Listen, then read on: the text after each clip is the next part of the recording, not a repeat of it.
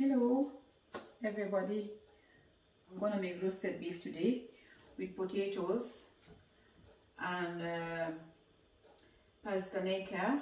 I have my carrots here, one onion, one red onion, one normal onion, 2 sticks celery, plus my garlic nuts, and I have my olive oil with grated cheese. I'm going to garnish with tomato, cucumber with radish, and the seasonings I'm going to use today is, as usual, Al-Qaeda, my favorite seasoning, and then salt with rosemary, garlic powder, basilica, and oregano. These seasonings I'm gonna add into the potatoes when I'm roasting them, because the beef I've already seasoned with my dry seasoning, which is mustard seeds. I grounded mustard seeds with black pepper and garlic powder, because it's just dry seasonings I've used for the beef. So now what I'm gonna do is I'm going to fry the beef just for it to get brown, and then after that I'll put it in the oven for it to be cooked properly.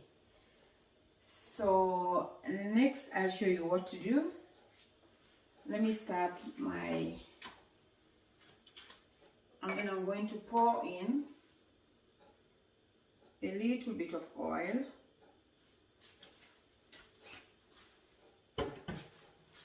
The cooking time for this dish is just approximately 1 hour. It depends on how much you're doing. Actually, I'm doing just like 3 portion for 3, because we're just 3 in number in the house. So I'm doing a portion of 3. Today I'm going to speak in Wolof, because I have some friends that are following me that they cannot speak English, so they want me to do it in Wolof too. So I will be speaking English together with Wolof for them to understand what I'm doing. So stay tuned. Tey nag suma mbokk yi li ma leen indil mooy ndawal bu may dama ko fry ba pare ma dugal ko si biir oven bi.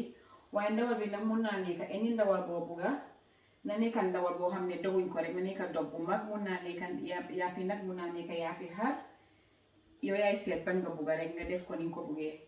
Léegi ndawal bi dama ko mariner ak mustard bu doom bi, ak poobari doom, ak laaj bu mooka, laaj bu wow, du laaj bu tooy, because of dafa war a nekk mariner boo xam ne dafa war a nekk mariner yu wow, du mariner bu tooy.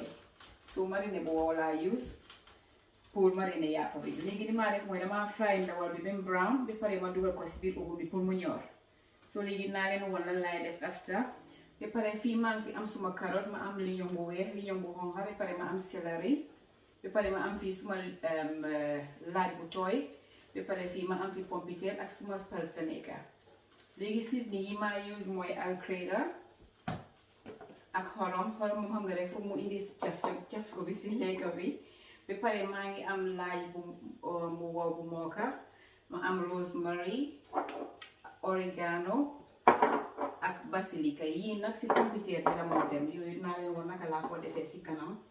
Ba pare fii maa ngi am diwlin bi, it's just like about 25 milliliters of oil pour fry ndawal bi ak pour jaxase pompiteer bi. Ba pare fii maa ngi fi am oust boo xam ne dañ ko garaate, moom lay jaxase si pompiteer bi ak gerte bii nii. Gerte baa ngi tudda hazelnut. So léegi naa leen woon naka la moo demee si kanam. Léegi maa ngi xaar rek pour suma diw bi tàng rek ma dugal ndawal bi. So stay tuned and see what's coming next.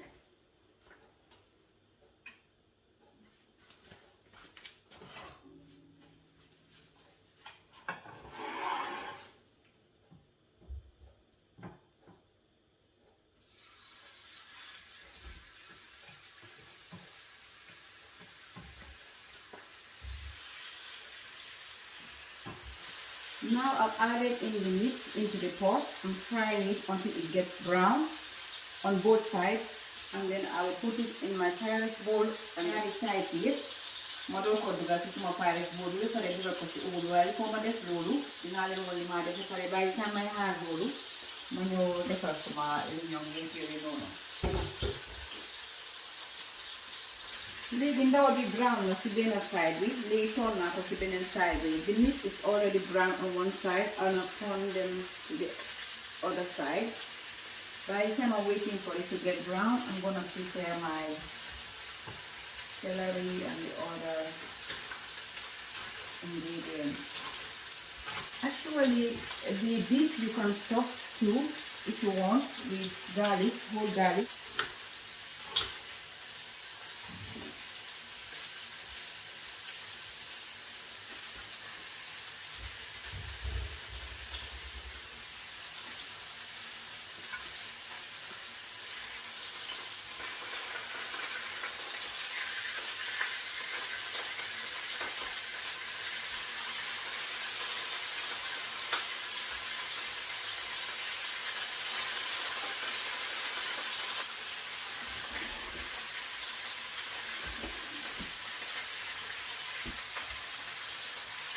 Now I'm going to cut the potatoes to the sizes I want and then peel the sliced tomato.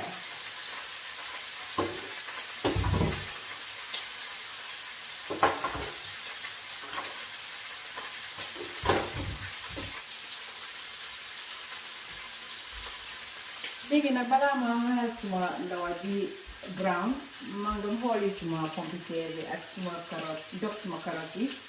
Ba pare ma xooli suma palsameta bi tamit waaye palsameta nag man dama ko bugga su fekkee ne bëggu leen palsameta bu leen ko ci def. Now as you can see the beef is already brown, so I'm going to remove it from the frying pan and then into the pan that is coming into the oven. And let me show you what to do next. Léegi génne naa ndawal bi maa ngi leen ñëw woon si naka lay seasoner liñoŋ bi before ma dugal ko si biir jaxase ko ak ndawal bi ba pare dugal ko si biir oven bi. Liñoŋ bi nekk ni liñoŋ bu weex bi ak liñoŋ bu xonq bi ak suma celery ak suma laaj. Léegi li ma cee def rek mooy tuuti alcreda ak tuuti xorom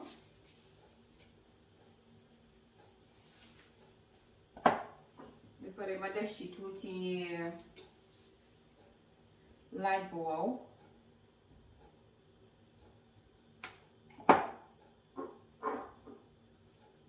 ak tuuti rosemary ba pare ma def ci tuuti diwlin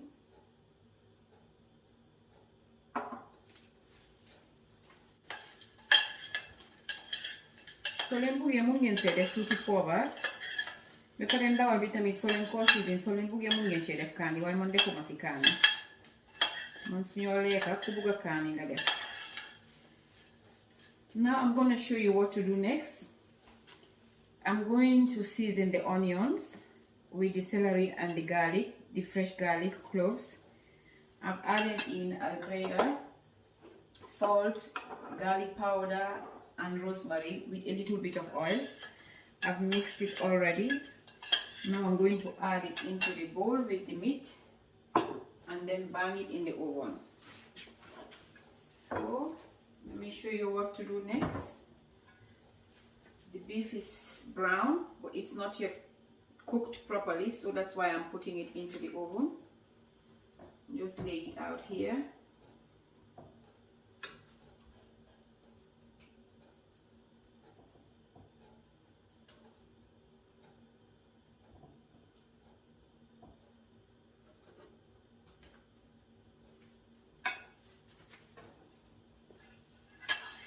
And then add in my celeries with the onions.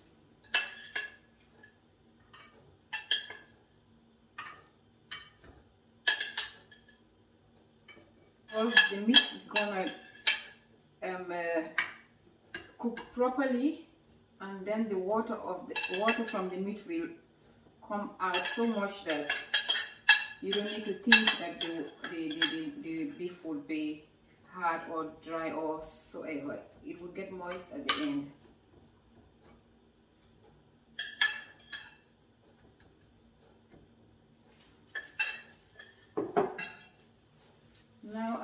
already preheated the oven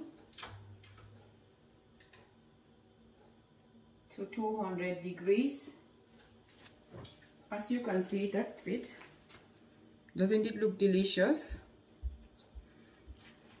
So I'm gonna just put the foil on top.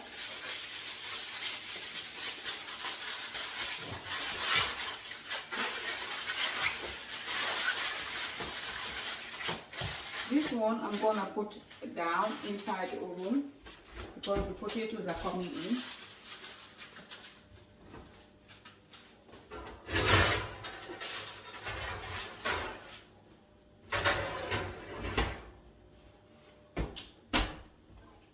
Just 30 to 45 minutes would be okay. Now let me show you what I'm gonna do with the potatoes and the other ingredients. Léegi nag dugal naa ndawal bi ci biir 30 to 45 minutes rek dina doy pour ñoral ndawal bi. maa ngi ko def ci ron pour ba mun a dugal pompiteer bi ak carotte yi tamit ci biir su ko defee yëpp pare benn yoon. Léegi dama leen a woon naka lay defar ci pompiteer bi ak carotte bi pastaneka bi. Ci biir bool bi dama ko ñëw mariner ci. Li ma njëkk a def mooy xorom. Bu leen def xorom bu bari because dama ci def tuuti alcreda tamit so su ko defee mu em.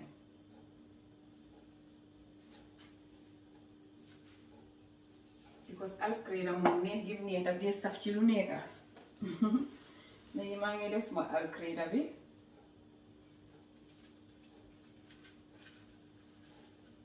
Ba pare laaj bu mooka bi nii tamit try leen ko. Si li ma defar nii soo leen ko mosee doo leen ko bàyyi. Ma def si laaj bi tamit laaj bu wow bi.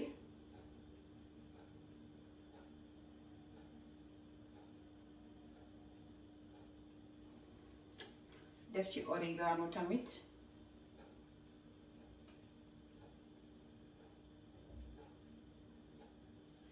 Bare ba def ci tuuti basilica tamit. Ok léegi li ma def mooy ma def ci suma diwlin bi tamit olive oil.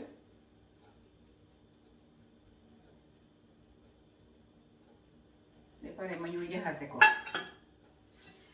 Now what I've done is I've seasoned my potatoes with the carrots and the pastaneka.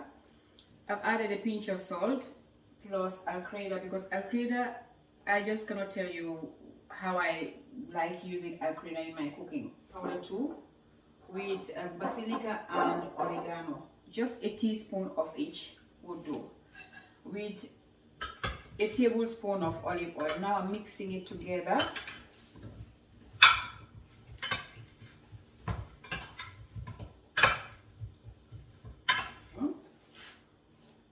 In about 15 to 20 minutes, and then I'll take it out and then add in my hazelnuts with my grated cheese.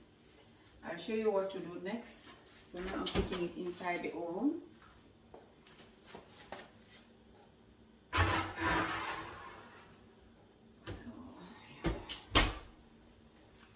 So please stay tuned. I've cleaned up, washed all my dishes. 15 minutes, dama bëgg a seet naka la pompiteer bi demee. After 15 minutes, I just want to check and see how the potatoes are doing. Wow. It's now time to add in the other ingredients.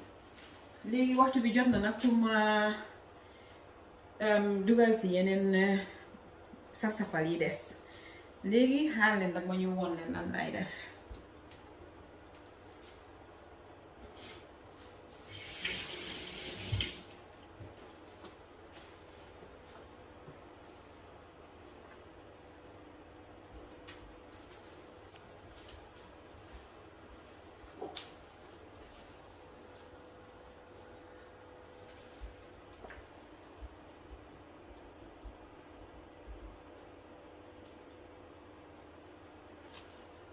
Now let's check and see how the beef is getting on. Léegi nañ seet nag naka la ndawal bi def fii nii. Wow. So li ma leen waxoon ne dina génne ndox bu bari. As I have said, I told you that it would have too much of water later on. And this water is the stock that you can use to make your gravy.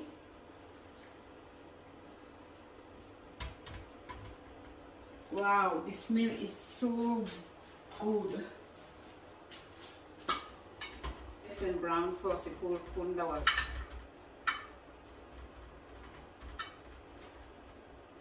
Why mu ngi xeeñ lii moom dama ko war a yónnee rek suma cousin bi nekk Angleterre Ola Conte Ola Johnson laa ko yónnee moom la yekkal tey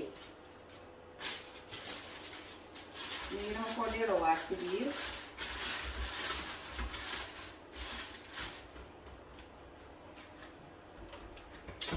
ñu bàyyi ko fa benn 10-15 minutes rek mu pare.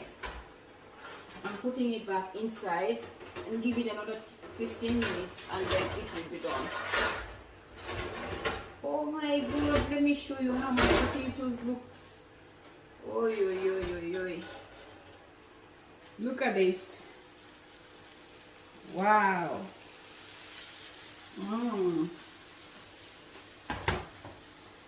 Now I'm gonna transfer the potato down and then the meat on top.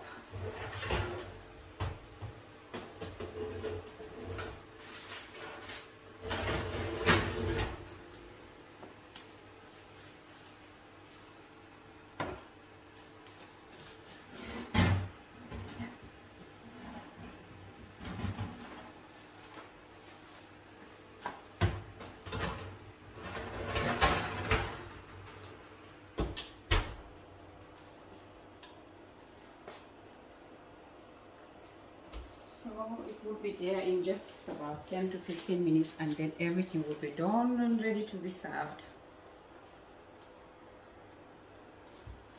Dish bi nag dish bu neex la mun ngeen koo toog at any time. Mun ngeen koo defar soo leen amee dinner, mun ngeen koo defar soo leen amee lunch, dinner, mun ngeen koo defar soo leen amee party also. It's very healthy and then it's presentable. So it's really appetizing, it's attractive too. So you can prepare it for any occasion. It's really delicious, nutritious and healthy. So mun ngeen koo defar si loo leen am si seen birthdays yi or ngeen am lunch ngeen invite seen friends yi. It's healthy, dafa baax si yaram anyway because amul dara lu am diw. So xanaa diw bi fa nekk rek mooy li ma jël rek pour season pompiteer bi ak pour fry ndawal bi pour mu brown loolu rek mooy diw bi ci nekk. So it's really healthy. So I'm going to give you the recipe for my brown sauce. I'm going to make brown sauce for the beef, and then it's the stock from the beef that I'm going to use. Léegi brown sauce bi li ci dem mooy 50 grams butter, mooy butter yi njee toogee ba pare nga def ci ñaari kuddu yu mag farine ak ñaari kuddu yu mag soya sauce ba pare nga def ci benn half teaspoon poobar ba pare nga def ci 25 grams meew moom lay jaxase ba pare li ma use ci stock bi mooy ñeex bi génn ci ndawal bi moom lay jël pour tooga brown sauce bi. So léegi naa leen woon naka laa ko toogee. Léegi lii pare na pompiteer bi gis ngeen naka la rafetee bi moom neex la def saf la def.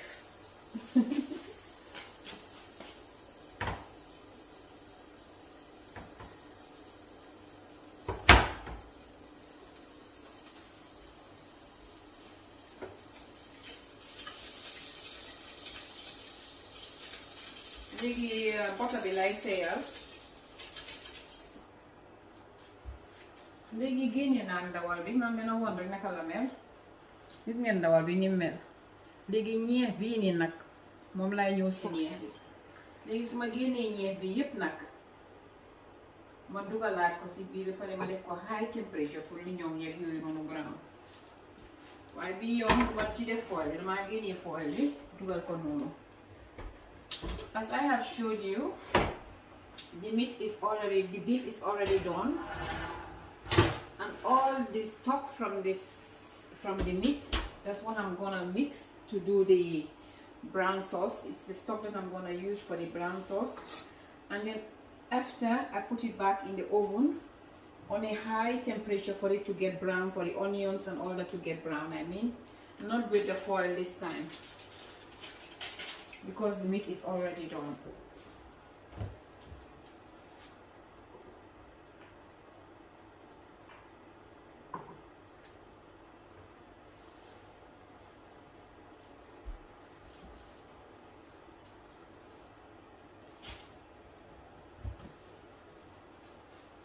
So let me show you how I'm going to do my brown sauce. I've already melted the butter. I'm going to add in 2 tablespoons of flour.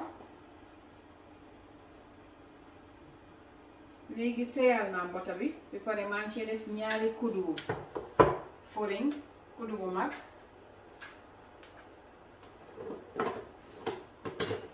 Ba pare nga jaxase ko.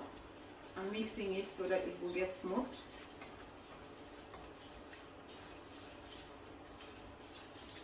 After I've mixed it all up, it looks like this.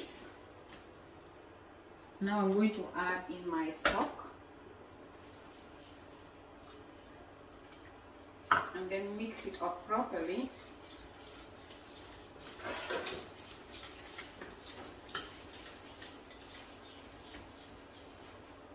And then I add in my milk.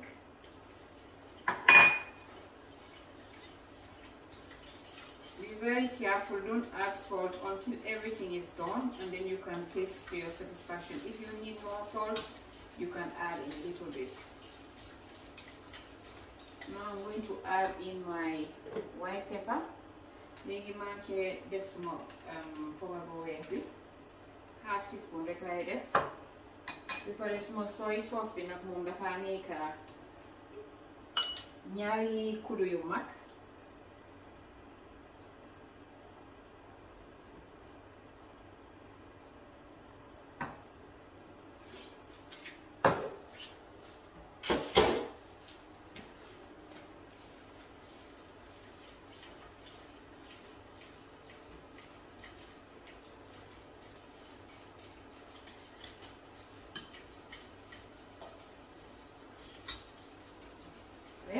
Nii la mel. Léegi dama ko tooga nag pour mu waaye du yàgga, just about 2 to 3 minutes laa ko tooga. I'm going to cook this brown sauce just for about 2 to 3 minutes, and then it will be done. You have to be very careful with salt, so you can taste the salt. If it's not enough, then you can add in to your satisfaction. You can add more to your satisfaction.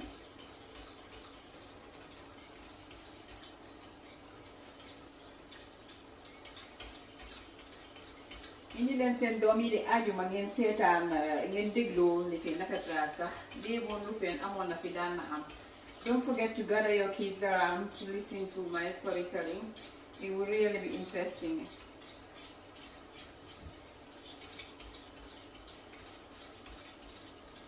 So feel free to comment if you feel like.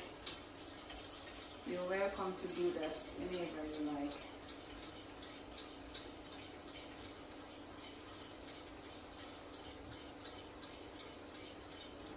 So now I'm going to taste the sauce, the brown sauce, and see. This don't need any more seasoning. It tastes so good from the stock, so I don't need to add in any more.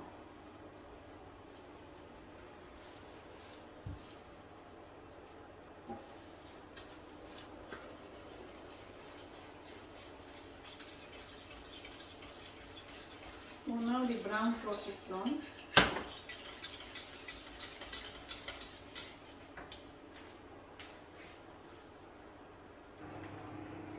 So now everything is done, everything is set up, I'm going to do my serving.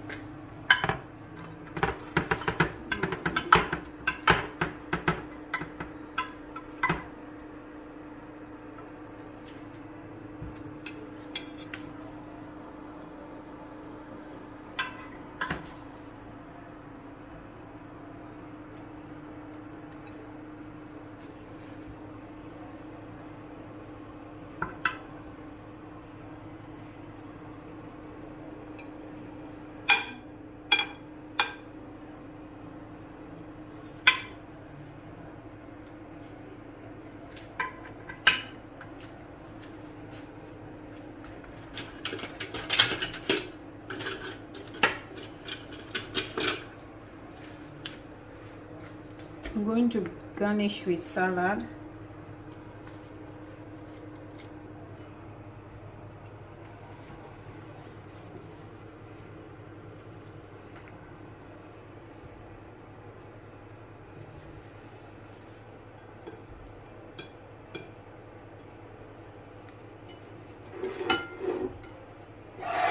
Now let me just show you quick what I'm going to do.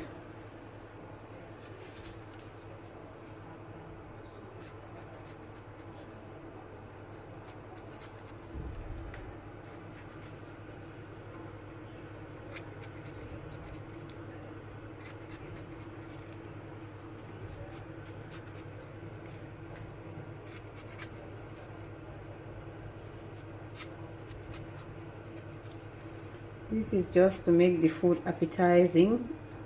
Lii nag moom pour rafetal assiette bi rek la, su ko defee soo gisee lekka bi soo suroon sax nga xiif. Lu nekk soo ko def daal def ko mu baax, su ko defee daf laa jox more appetite pour nga lekka. This is just to make the food appetizing and decorative, presentable.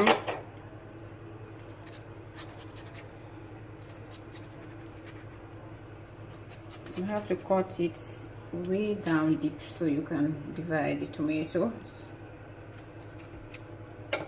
Just like this. And that's it.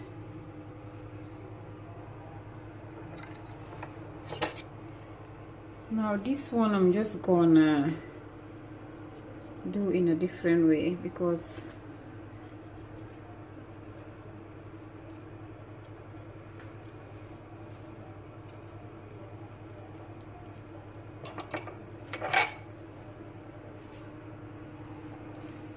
the cucumber to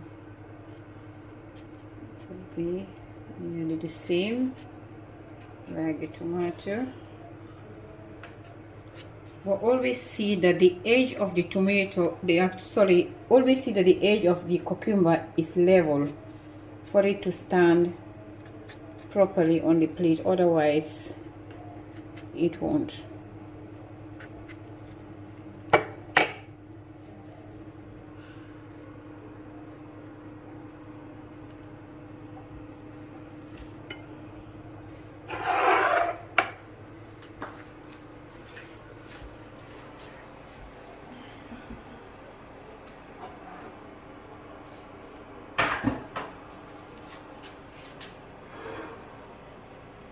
This is where I have my brown. Let me just pour a little bit.